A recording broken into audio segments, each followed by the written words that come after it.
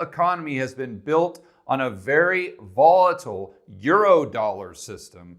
In order for the economy to truly recover and be structurally sound and anti-fragile, we need a completely different monetary system. And that brings us to today's video, where we'll start with step number 3 and go over the solutions. But to do this, we always have to remember that our main objective is the limitation of government spending, because this is a misallocation of scarce resources with alternative uses. And this means limiting social programs. And a lot of people on the left, the liberals, the progressives, whatever you want to call them, not that they're right or wrong, but they always get fixated on social programs being cut back. But if we have limited government, we reduce the amount of war and we increase the amount of personal privacy,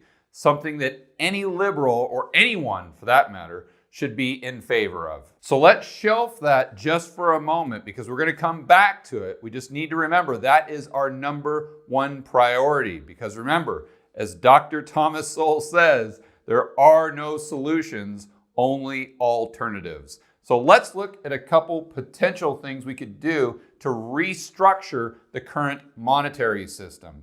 We could go to 100% backing or a 50% backing. This takes us all the way back to the gold standards. There's pros and cons of each. To dive into them deeper and really understand them, let's go right to Mises.org. The first idea we need to contend with is the ability for the money supply to expand to maximize economic growth. People who argue against a 100% backed currency, such as a 100% gold standard, argue that there is just not enough gold in the world to provide such a currency. Moreover, a pure gold standard, they argue, would be unworkably rigid. On the other hand, a fractional reserve system, they say, is flexible. It can be adjusted to the needs of business. It provides an elastic currency. And again, the benefit here is that the currency and credit can expand to facilitate maximum economic growth.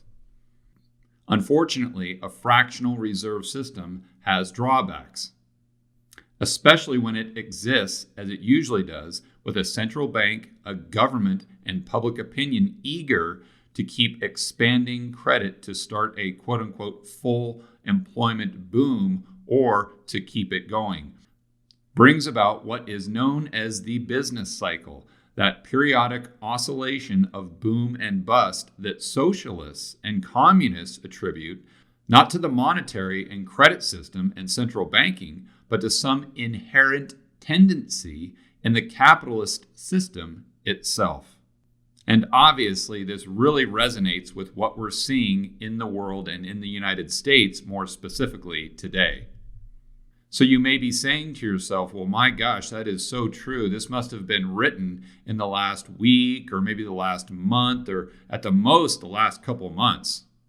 But when we go to the top of the article, we see that this was written by none other than Henry Hazlitt in 1979. Truly prescient words from Henry Hazlitt and the Austrians about how the boom and bust cycle can lead to socialism and communism. If you look around us in the world today, we can see this playing out right in front of our eyes. So just as a recap, we have a 100% reserve system and a fractional reserve system. We'll call it 50%. The pro over here is it produces far fewer boom and bust cycles, if any at all. The con is that it potentially limits economic growth, because you can't expand the money supply to keep pace with the needs of the private sector trying to produce more and more goods and services more efficiently.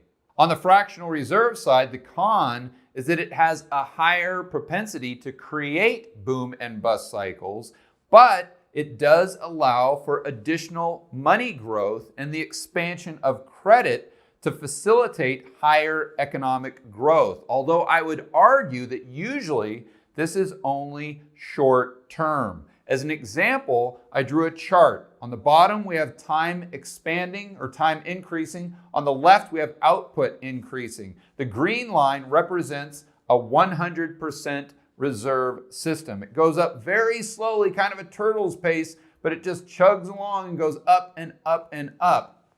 Now the high flyer, the rabbit in the story, the fractional reserve system, in the short term, it goes up a lot faster, but then of course we get ahead of ourselves as human beings. We have this bus cycle, but it goes down, but then it goes back up, then back down. But at the end point, we still have the same amount of economic growth. And although this makes sense, it might not be true. I would argue that the fractional reserve system over time increases the overall debt burden. Also, it allows for government to get involved and create this misallocation of resources by lowering interest rates, as an example, to artificially low levels. We all know what that's done, and let's not even talk about quantitative easing. So at the beginning, yes, the blue line and the green line do go up the same amount, just at a different pace.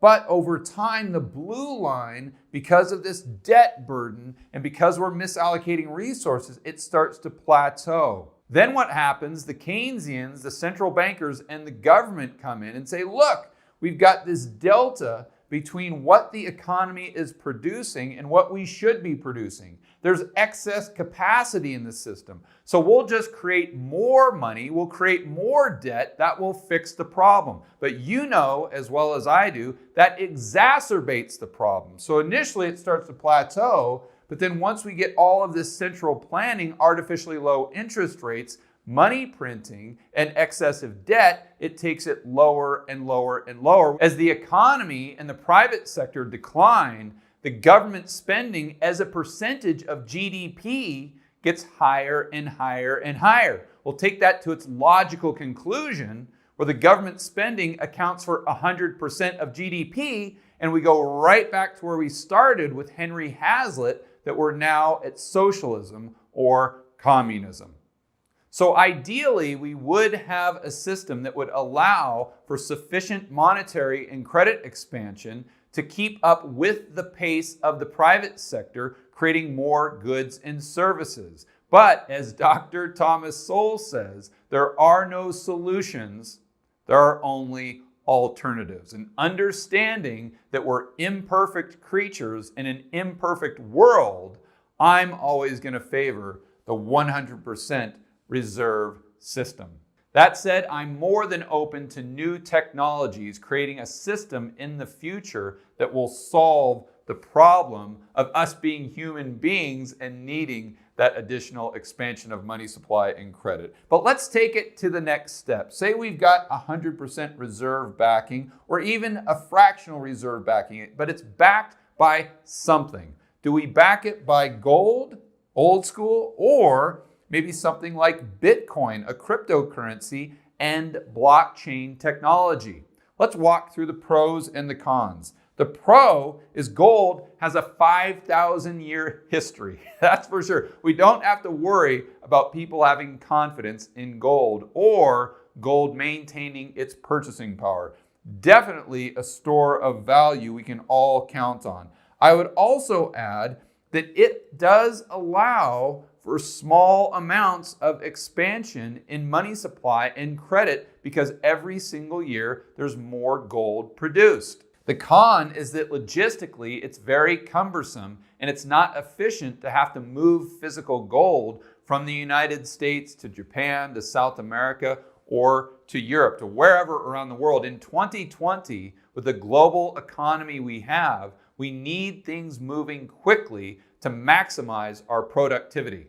So that takes us over to the Bitcoin cryptocurrency blockchain side. The con there is it has no history whatsoever and it's very volatile, at least no history considering the 5,000 years we have with gold. And there is no room for expansion in the monetary supply. Many of you would argue this is actually a feature, not a bug. And to a certain extent, I would agree over the long term. But we need to analyze this further. We're going to get into that in just a moment. Before we do, let's look at the main pro, and that's that logistics are seamless. It's very efficient to transfer Bitcoin or any cryptocurrency around the world instantaneously. And also in the future, Bitcoin or another cryptocurrency could be payment in and of itself instead of just used as backing another currency. But right now we don't have the technology because there's so many payments and transactions that happen on a daily basis. But there's always that possibility in the future when technology advances. But the wild card is this technological option could give us the opportunity to get completely outside of the banking system to where we didn't even need banks at all. We would have complete reliance on ourselves, not the banksters. We eliminate crony capitalism and corporatism that's always blamed on free market capitalism. And it's not just me saying this. The experts are thinking about this as well. As an example, let's go right back to my interview with Jeff Snyder and Lynn Alden. Jeff, you were saying that we can't really fix the system as is right now and have a permanent solution because it's predicated upon the banking system, and that is inherently volatile, let's say. So we'd need preferably, we'd have a system outside of the banking system. So my first question would be, what does that look like? And then if we can transition to a better system smoothly, is there a way to do that? Or are we just, the only way to transition is if the whole thing collapses and we rebuild it like the phoenix coming out of the ashes? I hope not. I hope that's not the transition, but it's a difficult thing. And it starts with, recognizing the problem as it is and recognizing that there is a problem. And if we wait for politicians to get their heads out of their asses and say, okay, we need to do something, then maybe that's what we're left with doing. That the crisis, the next big crisis is what finally convinces them they need to do something. Where do we go from here? I think we transition to a world, hopefully, that is based in some way on digital currency, blockchain, whatever it might be. I don't necessarily believe that might be Bitcoin, but I think there's value in the Bitcoin technology. There's definitely value in blockchain technology, maybe an iteration or two down the road. There is definitely a way to do a currency system that is non-bank centered. And if you really think about it, blockchain, if you use blockchain as a payments base, to account for all the payments that flow throughout the economy, we don't even need banks anymore. We could have a bankless monetary system that would actually, I believe, function, assuming that we could set it up in the right manner. And right manner is a loaded term that opens all sorts of Pandora's boxes. But I think there's a way to do this a digital currency way so that it can be dependable, predictable, and operate in a steady fashion, a sustainably steady fashion that solves a lot of the basic issues with the Eurodollar system. I don't think it'll necessarily be perfect, but we can't let perfect be the enemy of good here.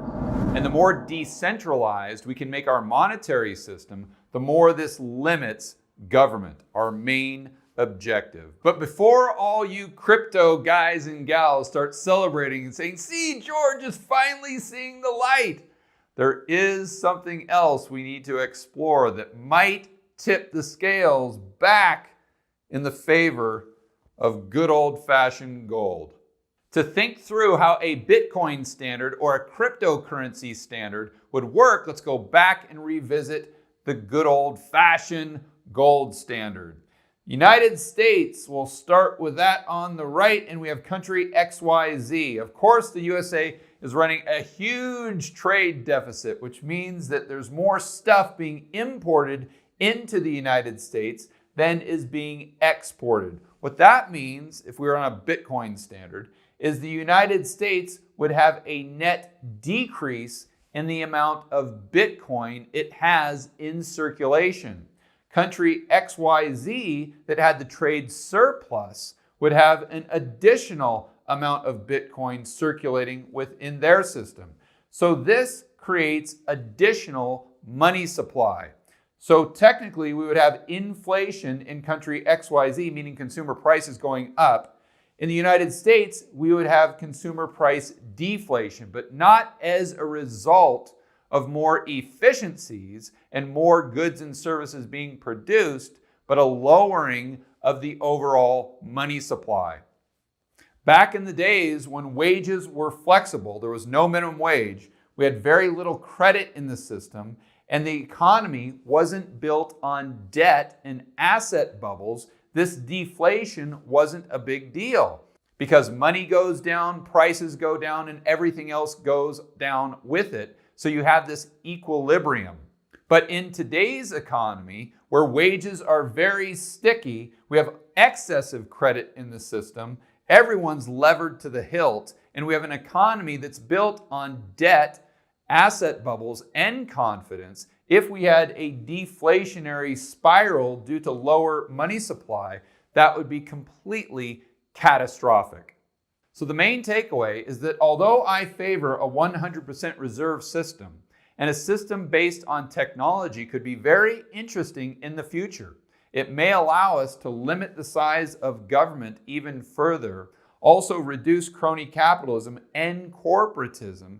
It might not be realistic in today's day and age. Why? Because if we transfer to this system overnight, either of these systems, it would completely collapse the economy because of what we went over in this diagram. We'd have to go all the way back to the late 1800s where we had limited government, no central bank whatsoever, low regulation, and low taxes.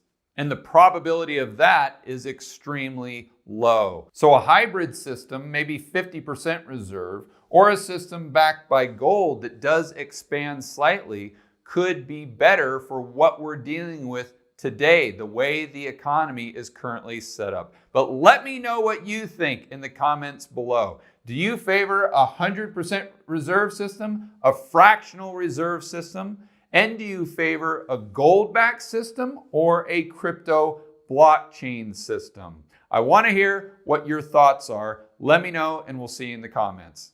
For more content that'll help you build wealth and thrive in a world of out-of-control central banks and big governments, check out this playlist right here, and I will see you on the next video.